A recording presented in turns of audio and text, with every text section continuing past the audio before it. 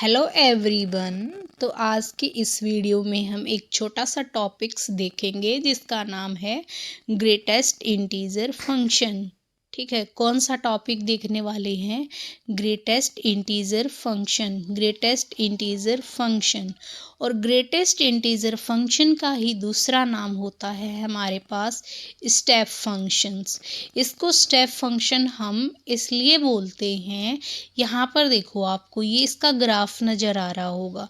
यहाँ पे क्या हो रहा है कि फंक्शन 1 के ऊपर तो 1 वैल्यू लेगा, लेकिन 1 से जितनी भी बड़ी वैल्यू हैं लेकिन 2 से छोटी वैल्यू हैं उन सब पर हमें फंक्शन 1 वैल्यू देगा।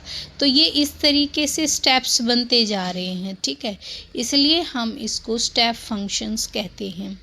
अब यहाँ पर बात करते हैं कि कोई भी एक फंक्शन है जो R डिफाइंड किया गया है, या उसको हम डिफाइंड करते हैं कुछ इस तरीके से जहाँ पर x बिलोंग करता है रियल नंबर से।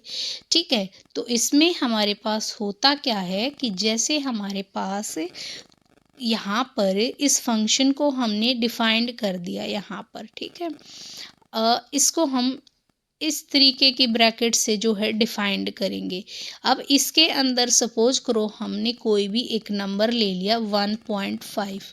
अब इसकी जो फंक्शन जो हमें वैल्यू देगा ना, ये फंक्शन यानी जो ग्रेटेस्ट इंटीजर फंक्शन है 1.5, ये हमें 1 देगा। 1 का मतलब है कि यहाँ पर जो भी इंटीजर होगा वो या तो लेस होगा या फिर वो इक्वल होगा किसके? x के।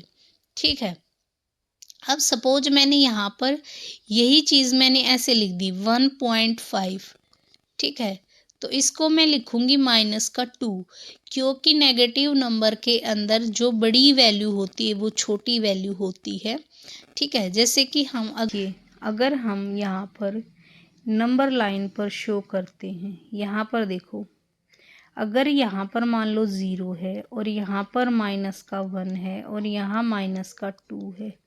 ठीक है, उसी तरीके से यहाँ 1 होगा और यहाँ 2 होगा। अब नंबर लिया मैंने 1.5।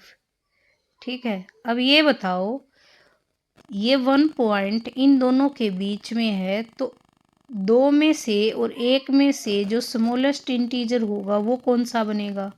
1। तो इसलिए ये वैल्यू 1 देता है।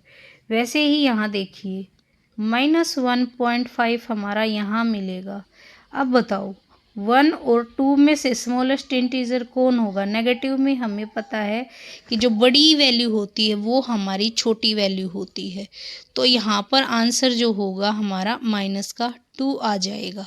ठीक है, -2 आ जाएगा। अब देखो, हम देखते हैं कि अब हमें पता होना चाहिए कि हमारे पास जो वैल्यू दी हुई है कि डोमेन क्या होती है। डोमेन जो होती है ना, वो होती है सेट ऑफ रियल नंबर, और रेंज क्या होती है? रेंज होती है सेट ऑफ इंटीजर्स। ठीक है, अगर मैं डोमेन की बात करूं तो जो डोमेन है ना हमारी किसकी? ग्रेटेस्ट इंटीजर फंक्शन की, वो होती है सेट ऑफ रियल नंबर्स। और अगर मैं बात करूँ रेंज की, किसकी? रेंज की, तो रेंज होती है हमारी सेट ऑफ इंटीजर्स।